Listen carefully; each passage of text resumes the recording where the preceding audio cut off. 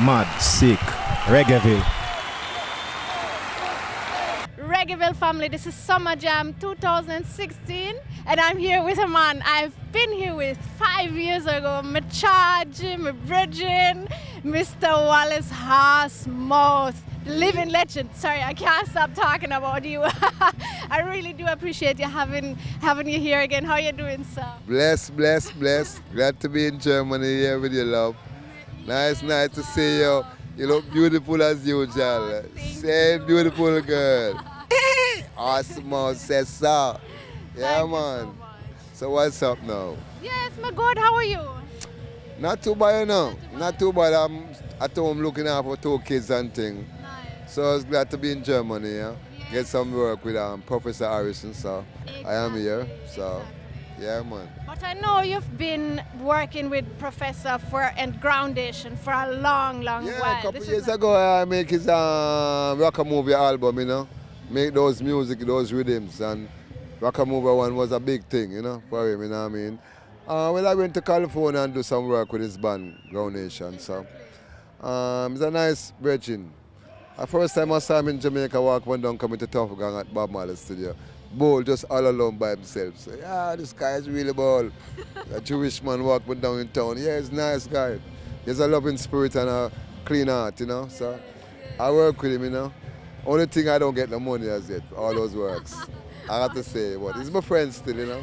Bless up. But speaking about it, it's interesting that you mentioned the spirit because we spoke earlier and he said that you share the same spirit. So he just gave the compliment right back to you. I do, because, you know what I mean, he's a wonderful fellow. And he say the same thing that I say, and he almost sing the same way like I saw. Why not? I work with him because I work with Burning Spear, Bob Marley, Peter Touch, Wailing Soul, almost everybody, Dennis Brown. So, yeah, working with a one from California that live in Jamaica, live at the West Bank and live in St. Anne's Bay in Jamaica. So it's like, you know what I mean, something in this man, you know what I mean, that he sees in Jamaica, you know, and why he lives there, you know, and still lives in Israel and still live, you know what I mean, in California. So I love his experiment, so I go along with it, you know. And we're happy that this project brought you here once more. But speaking of who you work with, it all started way back with the Alpha Boys School.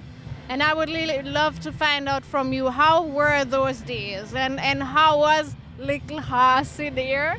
Little Leroy, how did he go on?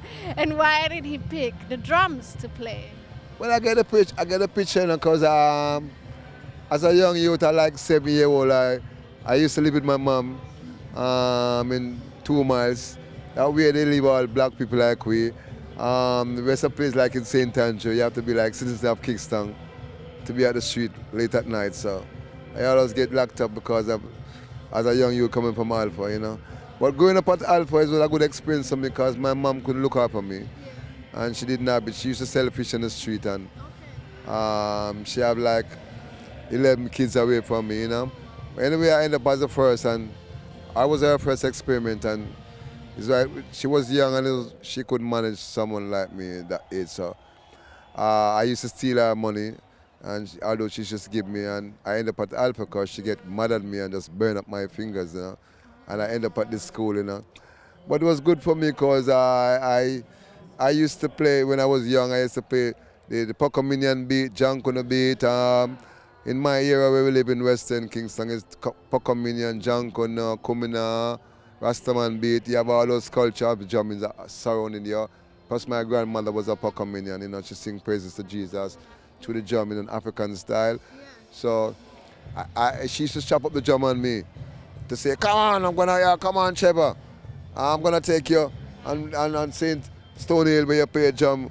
And I used to go and play, they have a lot of big places in St. Andrew, they have their own churches in their house and they're African orientated, they speak some strange language. So I end up playing the Pocominian drum, Kumina, Rastaman, everything I hear, and the Bodo drum. So I get all those experience. So when I go to Alpha, and I begged to be in the band. Sister would let me in the band, so I play sticks and boom, boom, boom, boom, boom all over the place. So she said, okay, I'm going to put you in the band. So I ended up as a drummer. But I ended up as playing clarinet first, but my fingers couldn't cover to play a G. So, and I ended up playing the drum. I was really like a lot of African culture in my head from Western Kingston all those times. So I ended up playing the drum. So, excuse me. So I end up in the Alpha Boys band with Lenny Eberts as my first band master, and I had a lot of good experience in the Alpha Boys band. We march in the streets. At holidays time, we have an experience to go on the street and play. You know what I mean? And I learned a lot of things. Play overture, Washington Post, pam pam pam pam pam pam pam pam pam. Kamiaki, go Allen State Market, Natakwati, was sell all the cultures of Jamaican music and all and those things. So I was like, when I leave Alpha, sisters did want me to be in the army, regiment band, but I didn't want to go to the army, so I take all the recommendation with this big Dulcimina suitcase, and I went up like I'm going to the army, and then I turned back into Western Kingston to see my mom and where I'm from. But at that time I was so advanced living in Kingston, I was ready to go in St. Andrew, go and to experience my life. So I played Baron Lee Band, which is the biggest band around town. In those days the Chinese have all the instruments, so I played the Baron Lee Band, the Mighty Vikings, the Keshin, all the bands them around that town, you know what I mean? So my greatest band was like the Scatterlights. So I end up going to Studio One as a printer. And then I sneak inside the drum booth one time and play the drum. And the coxswain heard me and said, oh, you know, you have to come from the printing to the drum. So I ended up as a very famous drummer, working like 35 years, playing all like Ken Bo, Delroy Wilson, Alton Ellis, the Burning Spear, was the first one I introduced, Jacob introduced to me, and the Wailing Soul. I take Dennis Brown to Studio One. A lot of things happen, and I learned the culture of Jamaican music. And that's why I get all these roots from and culture from, because I'm still working for my original friends like Bob Marley, Peter Touch, all those guys that dead and gone. I'm still working on the music for them, you know, because I see one day we get that recognition. Bob Marley did do it in the 70s, but we take a back track because of the words and what we say, so we go through a struggle. So everything you do, you have to go through a struggle. So I'm ready to go to the struggle, see me in my grave bed, I'm ready. I'm ready to play for Stafford Harris tonight and the Purposes, and to prove that reggae music is alive. A lot of people, they're playing the old stuff. I am for old stuff too, but right now I am playing new brand roots rock reggae. It's for every age, it's for every time, for every year, and for every moment. And it's not just for old time days, it's brand new. A lot of kids, they play, they take things from American R&B, or the British R&B, or Canadian or whatever. But I stick to my African roots, because I see everybody copying what we do. And if we make a sound, they take it. They put it on high ST. They don't give us no money, no copyright, no publishing. But I'm doing this for Rasta. I'm doing this for my culture. I'm doing this for my people. I'm doing this for Jamaica. You know what I mean? So I don't think about the money. I think about how much millions of people know Horsemouth. Even the president know me, you know what I mean? So I think that's good. Yeah, man, that's you know what I mean? very good. Yeah, so I give thanks to speaking to you after all 5 years. You make me talk a lot, girl. We give thanks for you to share with us these memories. And there's one story mentioned already, Studio One and Coxswain. And I would really love to know how was working with him, how were the vibes like from on a day-to-day basis. To tell you the truth, I'm gonna start very sad. I was there when he died, you know. Okay. I was like the last drum I played for him when he died. You know what I mean? And I remember the first time when I sneak into that drum booth, and he come every 6 o'clock every evening and listen to every song that you play. I can remember he said, Jackson. He calls everybody Jackson. Okay. Everybody. He said, Jackson, look like you have to leave out the printing and go to the drumming. You're better than the drummer. Was a good plan. You know what I mean? So he give me the opportunity to play for every singer. That's my wish. Because I used to listen to the Radio Fusion station in Jamaica from a long time when I was a little boy. Listen to Scatterlights, Owen Gray, and all those singers. Jackie Wilfred Edwards, Ernest Simmet. I listened to all the singers. And Ken Boat, Bob Marley and the Wailers. All those people there before me. And as a little boy, I used to listen to all those people and say, yeah, one day, I hope I play for them, you know what I mean? Yeah. And you end up at Coxon, overdubbing all those old-time Bob Marleys. When he transfers things from a quarter-inch to 2-inch, I get opportunity to overdub all those old-time Studio One, all those catalyzed, it's not catalyzed, me, it's not like it's just me, Horsemouth, me and a bassman in Bagawaka, we overdub everything. From a quarter-inch to 2-inch, you know what I mean? So what you're hearing right now is just Horsemouth and Bagawaka. You know, a lot of people might say, oh, why I play that song? But I'm sorry, the drum and the bass is overdub. You listen very good, you know, the drum and the bass of all those Studio One is overdub. For you to get all those big heavy bass and those heavy sound in it, you couldn't get it from a quarter-inch. You have to be 1 or 2-inch, because Channel 1 Studio, we're taking Coxon music like a storm. They were up 2-inch and they were playing all the Coxon tunes back and all their singers. So at one time, Mr. Dad have to go there and say, oh, why you stealing my music? And there was a big problem there, you know, at the studio, you know. There was a big problem there with the studio. So I think he was smart when he get the 2-inch and let us overdub. So his music get big, and a lot of people, they don't know. They say, oh, they think it's the same Studio One from the quarter-inch, but it's all changed up. Yeah, so in case people of the world don't know that, let me tell you. You're the first going to know. Tell them. All those songs Studio One, all those songs, all those drummers that played it, they don't play no more. Horsemouth overdub all those things. Because when they changed from the 2-inch to the quarter-inch, you couldn't hear the drummer, you couldn't hear the bass. You couldn't hear so you bring up the singer, and then they overdub the drum and the bass to get that fat sound. And then he overdub keyboard. Jackie Mitter comes a couple years after, because he live in Canada, do some overdubbing on it. So a lot of musicians pass you before they die, and they do their overdubbing too. So it's like, it's a different creation, but we make it stay, we place it the same way like how we take it. Because we understand it's original, so we don't make no experiment. Sometimes Mr. Dad wants them experiment, so some of them we experiment, some of them we make it stay the same way. So because the music is a competition thing, and Studio One, people do over the Studio One with him all the time. So he asked Mr. Dad, so now he died, I don't know, everybody have a free street now. But the original still remain the same, you know what I mean? Thank you for listening to me, love, yeah. The original Horsemouth is with us, but what I was wondering all along was who gave you that name? And why did they start to call you Horsemouth? Well, I have a sister, she born in England. And we live in 7 White Street in Rosetown, and she come from England on a holiday. We have the same father, but different mother.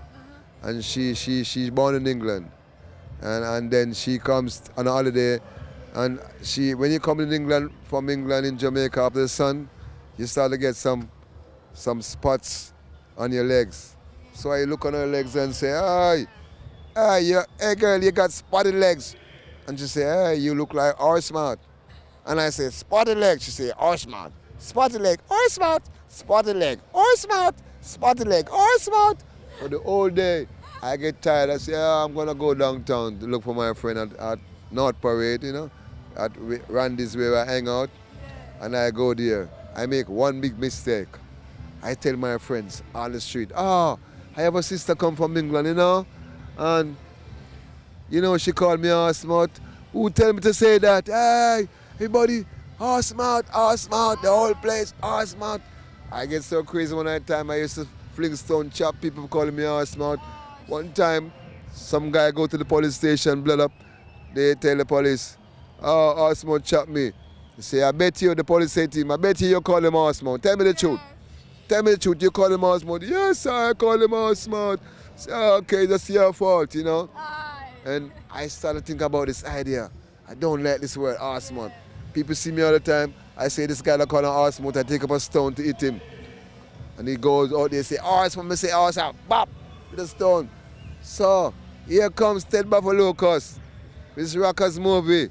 1976, I went on tour with the Burning Spear. And I saw this guy say, I come to Jamaica, you know, he's smoking cigarette. About 7 times I want to do a movie. I said, me and my friend Dirty, we will just do 3 movies. We can do your movie. Just test us. Yeah? And we started to do a demonstration. My friend is big and I am skinny, so I hold on his neck, fall him down on the ground, and we all fall down on the ground. When we look around behind me, Ted Buffalo, because he's gone, he gets scared. He thought he was fighting but true, but you know, he didn't know we are some real actors. Yeah, right. So when we were playing, we started playing on the stage now. See this guy come back in his khaki suit. Pa-na-ba-pa-pa. Do you remember the days of old Marcus Garvey? I see he returned. And he was impressed because we played at this forum, you know. And Madison Square Garden, this big place, and the whole street was blocked off. No car couldn't pass. Big sound. With the Burning Spear. First they hear that Marcus Garvey in the life, because Bob Marley do an album named Dreadnought. He Dread now. But 6 months before the Garvey's album.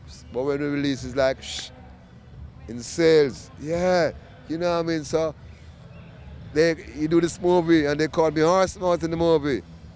So this name get very famous. I'm gonna make this name get famous now, yeah? Horsemouth, hey, in the movie, Rockers. And then, yo, when it opened at the Carib Theatre in Jamaica, big regal theatre, Mr. Wallace said, buddy, I said, no, don't call me Mr. Wallace. My name is Horsemouth.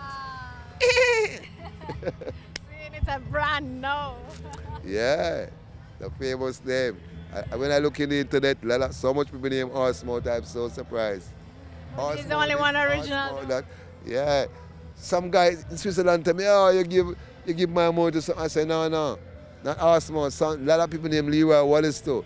It's Leroy Horsemouth Wallace. The only one original. Yeah. Yes, and my right name is Leroy Constantine Wallace, you know, so that's my colonial name. But you've played on so much tracks, you mentioned it already, but I think you know quite well which are these, right? I think you keep pretty much track of the works that you're doing as a drummer, don't it? Yeah, I know what you want to see, which is the best song I ever played. Man, I play so much. I play so much songs, I can't tell you. A lot of people say it's the Burning Spear Garbage Ghost, but I play a lot of songs long time before that and after that, you know what I mean? So I think when all those singers, they come to me to do our music, I think what I do is like, I make suits. Like a tailor, I make a suit for a singer, and you make a song for him, it's like you make a suit for this artist, and it's like, when you make that, it's like, you make a perfect suit. And it takes years, you can hear the song 20, 30 years time, and it still sound good, you know? I know people making songs now like boom, boom, boom, boom, boom, boom, boom, boom, boom, and then after 6 weeks you don't hear it. It's like disposable songs. Yeah. You know what I mean? And I make songs like, for a super tailor, I listen to the singer very good. Just imagine when the Burning Spear come to you first, you say, birds up one feathers, foxes in the hole, yes he pray, and the friends, you know? And you have to make rhythm for that. And that's not easy. So somebody come toom toom, toom toom toom toom toom, psh, toom toom, toom toom toom, and that song become famous a couple of years. I hear King Tubbs play it when I live in Waterhouse. It's called Joe Fraser. Pam pam, pam-a-da, pam-a-da, pam-a-da, pam-a-da. The whole world is playing that song now. You know what I mean? So just imagine how good we are. What happened? Burning Spear sing, yes, but we give him our revolution. We give him the sound of the dance. Junko Skank that we should dance. Tung tung, tung tung tung tung tung, tung tung. You know what I mean? Junko Skank, shake up your shoulder. You know what I mean? Yes. And our music what we play is a dancehall song. We play. People talk about dancehall, dung dung dung dung dung dung. Yeah, that's calypso and mix up with that Latin. But we play Latin 16 and higher still. So, you know what I mean, like in Brazil and all those places. Brazil, they play old-time songs. They keep original. They look beautiful like you, and they play old-time songs. Young people, they dance, they spin around and they dance old songs. And, you know what I mean, surprising to know what I mean, those people are cultural oriented, thinking about their music. I'm not saying everybody must be cultural, because we all live in a cultural world where no matter what we are, American, British, German, or what we are, you know, it's all a culture of living together. You know what I mean? So it's like, you know, what I'm trying to explain is like, reggae music is an exchange of culture. And when I listen to different music from all over the world, I listen to every music, jazz, everything. It's an exchange of culture to me. I pass a little what I have back to the reggae too. Just like somebody take from me and pass it back in their music. So it's an exchange of culture, you know what I mean? It's a big world of love and unity, you know what I mean? So that's why I'm in music. I have no money, I'm very poor. I look after 2 kids, I hardly get nothing, but I survive through the mercy of the music and what you are. It never let you down. If you're true to yourself, like money, you always get something to look out for yourself. Not to be rich, but to make yourself balance, you know what I mean? And like the Father provided for me, you know what I mean? I believe, and I work, you know what I mean? So in that faith I move along and live, you know what I mean? Until you don't see me no more, you understand me now? You know what I mean? So it's a wonderful thing to be here and to see you again 5 years. I miss all these things, you know what I mean? I hope I get the opportunity to say what I want to say to you another time, and not 5 years' time, please. Horsey, give thanks for this exchange of cultures that we had today. Yeah, man. Yeah, man. Blessed love Yeah, every time. Bless up my Richard.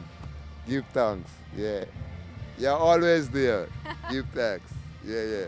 Bless up. Mad, sick, Reggaeville.